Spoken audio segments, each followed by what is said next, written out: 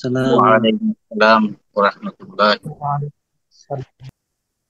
আমরা গত সবকে আলোচনা করতেছি আওলাদে উমের সূরতে মাসআলা গুলোর তামরিন হচ্ছিল। তো আজকে আমরা বাকি যে অংশটুকু ছিল এটা আমরা একটু দেখে নিই। তো আওলাদে উমের হালাতের মধ্যে তিনটা হালাত। এক নম্বর হলো সুদুস পাবে যদি একজন আসে। দুই নম্বর হলো সুলুসান যদি দুই বা দুইয়ের অধিক আসে। আর এক্ষেত্রে নারী এবং পুরুষ অংশ লাভের ক্ষেত্রে সমান। চার নম্বর আর তিন নম্বর হলো তারা সাকেত তথা সন্তানের কারণে বা পিতা এবং দাদার কারণে তারা সাকেত হবে। আমরা সেটার একটা উদাহরণ মনে হয় চলতেছিল, দেখে আমরা কোথায় ছিলাম। তো উখতুল উম্মিন, তারা দুইজন আসছে, সাথে সন্তান আছে। তাহলে কিভাবে হবে? উখতুল উম্মিন সন্তানের কারণে তারা সাকেত। আর ইবিন সে তো হলো আসাবা, যেহেতু তারা সাকেত এই হাইসিয়াতে আসবা হিসেবে মাসলা এক, যেহেতু একজন ছেলে, তো এই হিসেবে এক। আর তারা সার্কিট কিছু পাবে না।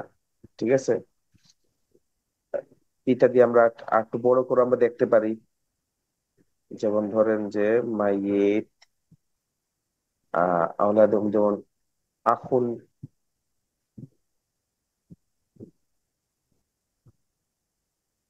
আখুন লি উম্মিন,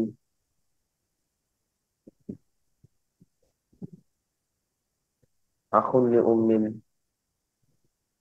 এরপরে হলো আবুন ইবনুন। এখানে দেখেন যে কি দাঁড়াবে। আখুন লি উম্মিন সে সাকেত, বাৎসরিক মাসরিক ভাই সাকেত। কাদের কারণে? ছেলের কারণে সাকেত, বাবার কারণে সে সাকেত। এই হেসিয়তে সে তো সাকেত, তার কোনো অংশ নেই।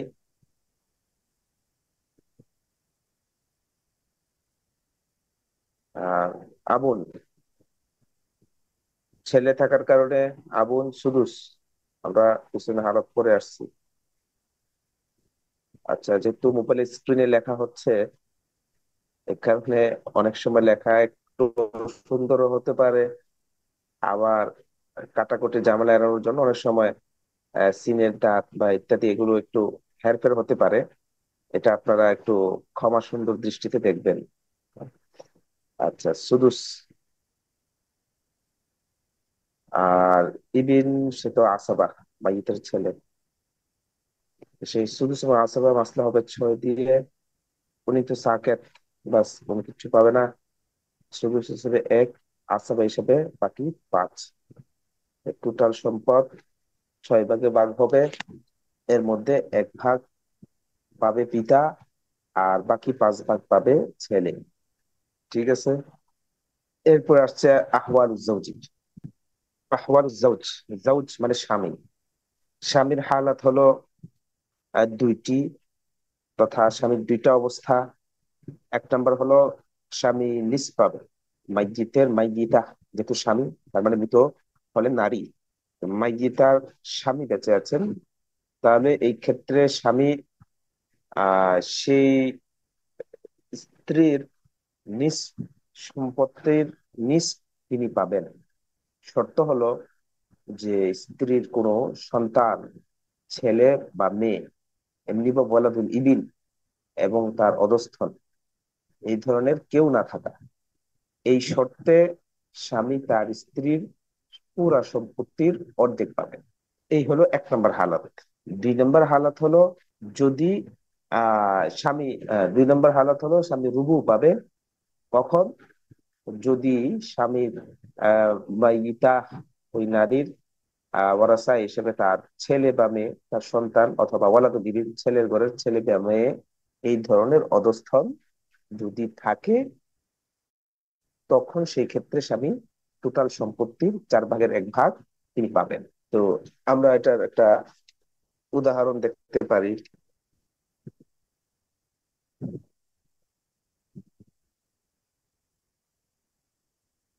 মনে করি ফাতেমা নামে একজন নারী মারা গিয়েছেন, ওয়ারিশ হিসেবে রেখে গেছেন তার স্বামী এবং তার পিতা।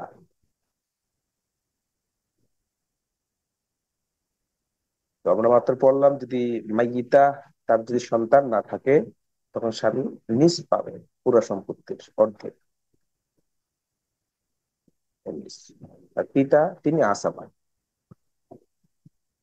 তো আসাবা হওয়ার কারণে তার তো কোনো জাউল ফুরুজ অংশ নেই, তো নিসফের সমান হলো দুই। এই দুই দিয়ে মাসআলা, দুই এর অর্ধেক হলো এক, মা বাকি থাকে কি এক, এই এক পিতা। টোটাল সম্পত্তি দুই ভাগ হয়ে অর্ধেক স্বামী জাবিল ফুরুজ হিসেবে পাবে, আর বাকি অর্ধেক পিতা আসাবা হিসেবে পাবে। তো আমরা যখন মাসআলা করব, পরীক্ষায় হোক বা যেখানেই, আমরা ওই যে অংশটা লিখে দিলে তখন সহজ হয়ে যায় আমাদের জন্য বোঝা। আচ্ছা, 2 নাম্বার হলো যে স্বামী রুবু পাবে। আর তার আমরা কয়েকটা মেসাল দেখে নিই।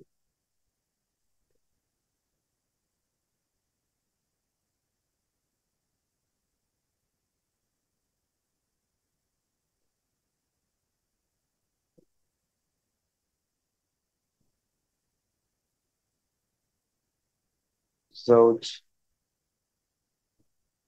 ইবিন, সন্তান থাকার কারণে আহ স্বামী রুবু পাবে।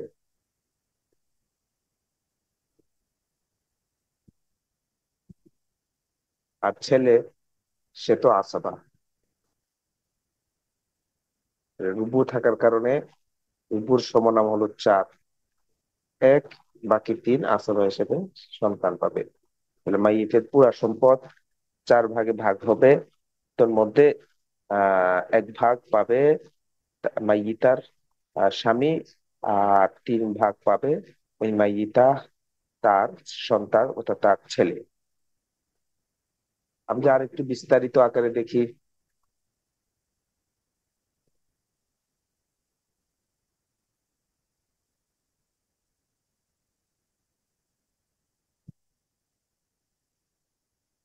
জাউজ, মাইয়িতার একজন মেয়ে আছেন, পাশাপাশি ধরেন মাইয়িতার একজন চাচা রয়েছেন।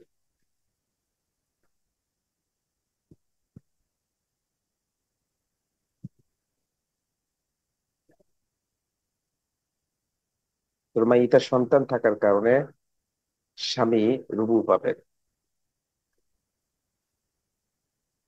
মেয়ে সামনে আসবে, বানাতে সুল একজন থাকলে তিনি নিসপা, আরাম তিনি হন আসাবা।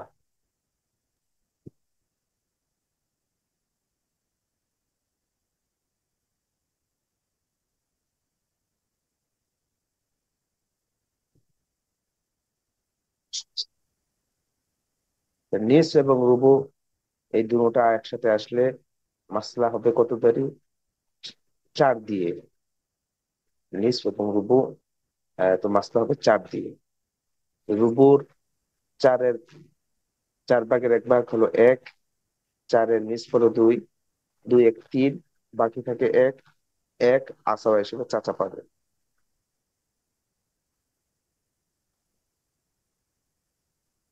তো যদি মাইয়েতের কন্যা থাকে, অনুরূপভাবে যে বিন্ত না থেকে যদি বিন্তু লিবিন হয়, একই কথা। এখানে বিন্তু লিবিন দিলাম, তাহলেও এই সেম সূরত মাসআলা এটা সামনে আসবে। মুসান্নিফের ইবারত দেখি, মুসান্নিফ কি বলেন। আচ্ছা হুজুর, বিনতুন থাকলে জাউজ রুবু পাচ্ছে? হ্যাঁ, মাইয়েতের মেয়ে? কন্যা, ছেলে হোক বা মেয়ে, সন্তান, সন্তান থাকলে, সন্তান থাকলেই তখন স্বামী রুবু পাবে। আর সন্তান যদি বিলকুল নাই থাকে মাইয়িতা, জি জি। তখন সেই ক্ষেত্রে নিস পাবে। আহওয়ালুজ জাওজি, স্বামীর হালাত সমূহ। ও আম্মালিজ জাওজি ফাহালাতান, আর স্বামীর দুইটা হালাত: আর নিসফু ইনদা আদামিল ওয়ালাদি ওয়া ওয়ালাদিল ইবনি ওয়া ইন সাফিলা। নিসফ, এটা সন্তান, ইনদা আদামিল ওয়ালাদ, ওয়ালাদ না থাকা অবস্থায়। দেখেন ওয়ালাদ লেখে, ওয়ালাদের মধ্যে ইবিন এবং বিনথ দুজনই সামিল। ওয়া ওয়ালাদিল ইবিন, এবং পুত্রের ওয়ালাদ, চাই পুত্রের কন্যা হোক বা পুত্রের পুত্র হোক। আহ ইনি, যদিও তার এভাবে অদস্তর ওয়ালাদি ওয়ালাদিল ইবিনি মুসাদ্দিদ বাইনা সূত্র দেওয়া আছে ওয়ার রুবু। আর তিনি রুবু পাবেন মাল ওয়ালাদি আর ওয়ালাদিল ইবনি ওয়া সাফিলা, যে সন্তান সাথে, সন্তানের সাথে মতলব, অর্থাৎ চাই কন্যা হোক বা পুত্র সন্তান, যদি ওই মাইয়িতার নারীর, এক্ষেত্রে মনে রাখতে হবে মানে মাইয়িতার সন্তান, তার গর্ভস্থিত যে সন্তান তার। সুতরাং বোঝা গেল এই যে এটা এই স্বামীর ওরস থেকেও নাও হতে পারে। মাওয়াদিল ইবনি, মাইয়িতার সাথে ওয়ারিস সম্পর্ক হবে মাইয়িতার সাথে, মাইয়িতার সাথে, ওই হিসেবে মাওয়ালাদিল ইবনি আওয়ালাদিল ইবনি ওয়াইসাকিলা। যদি সন্তান থাকে বা পুত্রের ছেলে সন্তান বা মেয়ে সন্তান ওয়ালাদ থাকে, এইভাবে তার অধস্তন, তাহলেও স্বামীর জন্য তখন রুবু হবে। ঠিক। তো এই পর্যন্ত মুসান্নিফ চার শ্রেণীর পুরুষ যারা, তাদের আলোচনা মুসান্নিফ শেষ করেছেন। সামনে মুসান্নিফ উম, মহিলা যে আট আট শ্রেণী যারা জাবিল পুরুষ, তাদের আলোচনা মুসান্নিফ শুরু করছেন। তার মধ্যে প্রথমে নিয়ে আসছেন স্ত্রীর আলোচনা। মাইয়িতের স্ত্রী বা স্ত্রীগণ, তাদের কি হালাত হবে। তো স্ত্রীগণ যারাই থাকেন না কেন, সর্বোচ্চ তো চারজন। তো ওয়াম্মাল জাওজাত ফাহালাতান, জাওজাত স্ত্রীদের দুইটা হালাত, অর্থাৎ স্বামীর যে হালাতগুলো আমরা পড়ে আসলাম তারই অর্ধেক। যে স্বামী সন্তান না থাকলে স্বামী নিজ, সন্তান থাকলে রুবু। আর স্ত্রীদের ক্ষেত্রে সন্তান না থাকলে রুবু, সন্তান যদি থাকে তখন সুমন। সুমন। এই একই কথা। তো আমরা উদাহরণটা একটু দেখে দিই।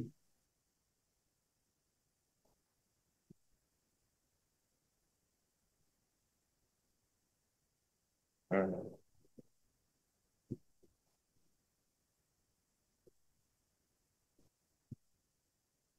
যেমন ধরেন স্ত্রী,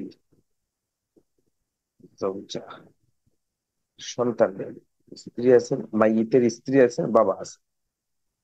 তাহলে এই সন্তান না থাকলে স্ত্রী রুবু পায়, পিতা তো আছে না।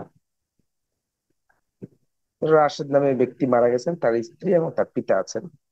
স্ত্রী রুবু পাবেন, মাসলা 4 দিয়ে 1, বাকি 3 আসাবা হিসেবে বাবা পাবেন। যদি সন্তান থাকে তখন স্ত্রী সুমন পাবেন।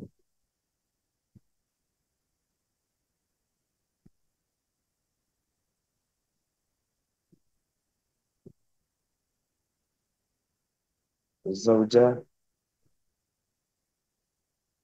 বিবি। জৌজা সন্তান থাকলে জৌজা তখন সুমন পায়। বিবিন বেচারা আসাবা।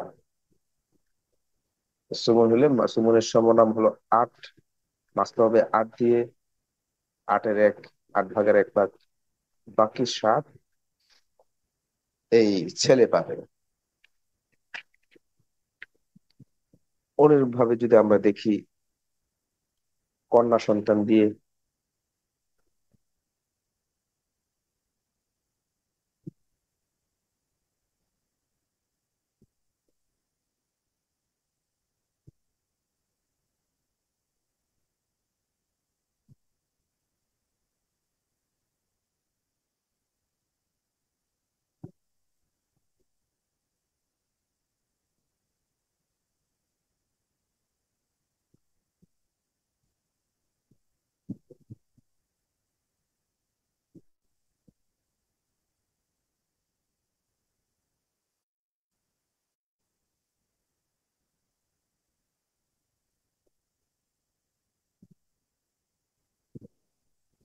কন্যা যেহেতু সন্তান আছে, সেই হিসেবে মাই জাউজা তিনি সুমন পাবেন। বিন্ত একজন থাকলে নিজ সামনে আসবে। ইবনুল আম চাচার ছেলে, মাইতের চাচাতো ভাই, সে কি হবে?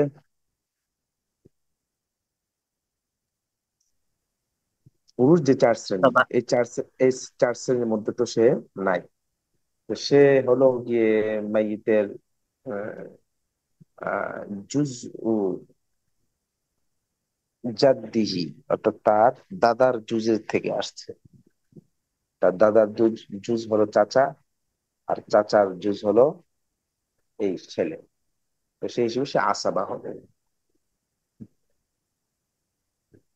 সাধারণত এই নমুনা যে মাসআলাগুলো আমরা করি বা করব, করতেছি, এগুলোর ক্ষেত্রে আহ মাসআলা মিলানোর জন্য সাধারণত আমরা ওই আসাবা হিসেবে একজনকে আমরা রাখি, যাতে করে মাসআলার অবশিষ্ট না থাকে। কারণ আসাবা যিনি হন, তিনি সেই ক্ষেত্রে অবশিষ্ট মা বাকি যেটা থাকে সেটা তিনি গ্রহণ করেন।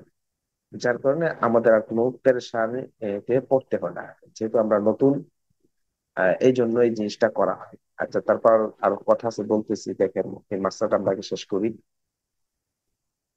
হম তো সুমন হিসেবে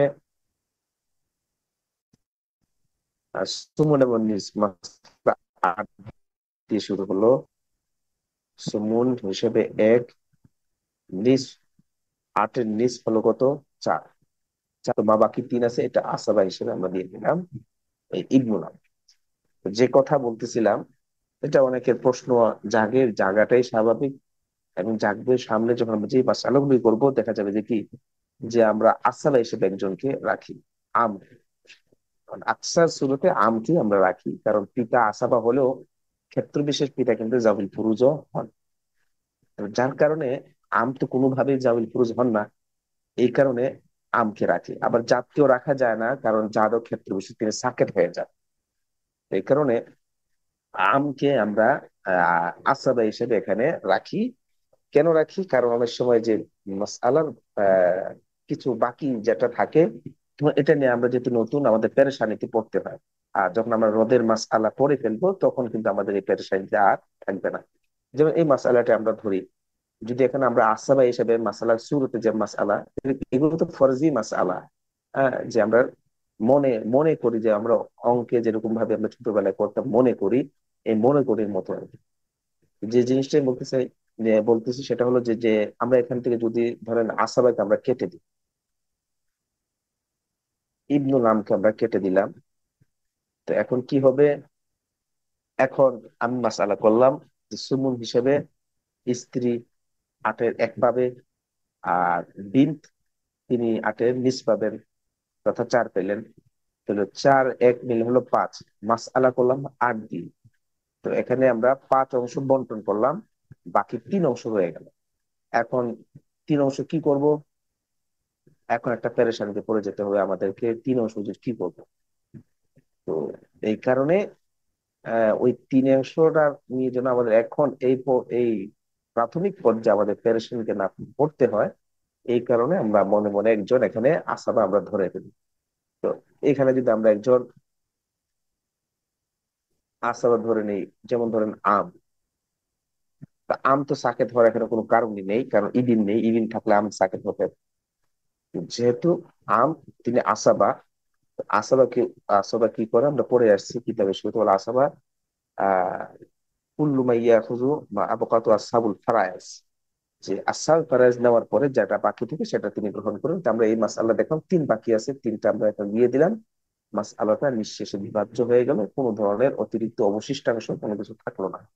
এই কারণে সাধারণত আমরা আসাবা, এই ফরজি মাসআলা যখন করি, তখন আমরা আসাবা হিসেবে একজনকে আমরা ধরি, এমন একজনকে ধরি যাতে করে তিনি খুব সহজে যেন তিনি সাকেত না হন, এবং অবশিষ্ট যে অংশটা থাকে যেন এটা লাভ করেন, এই হিসেবে ধরা হয়।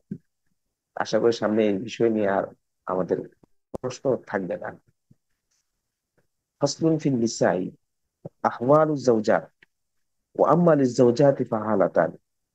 স্ত্রীর 2টা হালাত, আর রুব্বু ওয়াহিদাতি ফাসাইদাতান।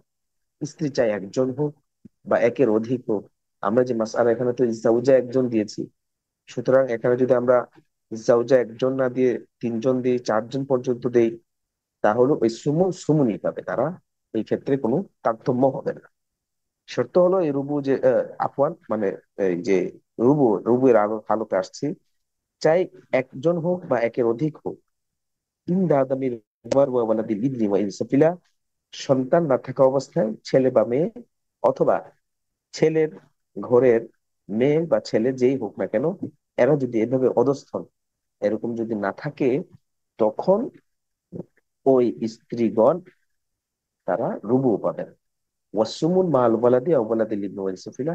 আর যদি সন্তান থাকে, সন্তানের সাথে এবং ছেলের ঘরের সন্তানদের সাথে এইভাবে তার অধস্থন, যে এদের সাথে স্ত্রী সুমুন পাবেন, তথা টোটাল পুরো সম্পত্তির 8 ভাগের 1 ভাগ স্ত্রী লাভ করবেন।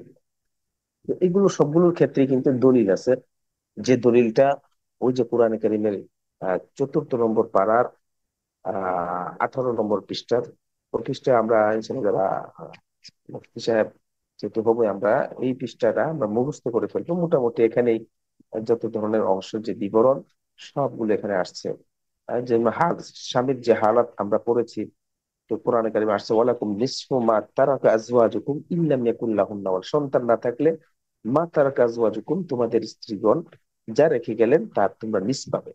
বা ইন কানা লাহুন্না ওয়ালাদুন, আর ওই স্ত্রীর যদি কোনো সন্তান ওয়ালাদ থাকে, ফালাকুম রুবু মিম্মা তারাকনা, তখন তোমাদের জন্য হবে রুবু, যেটা তারা ত্যাগ করে গিয়েছে তাদের তালিকা থেকে।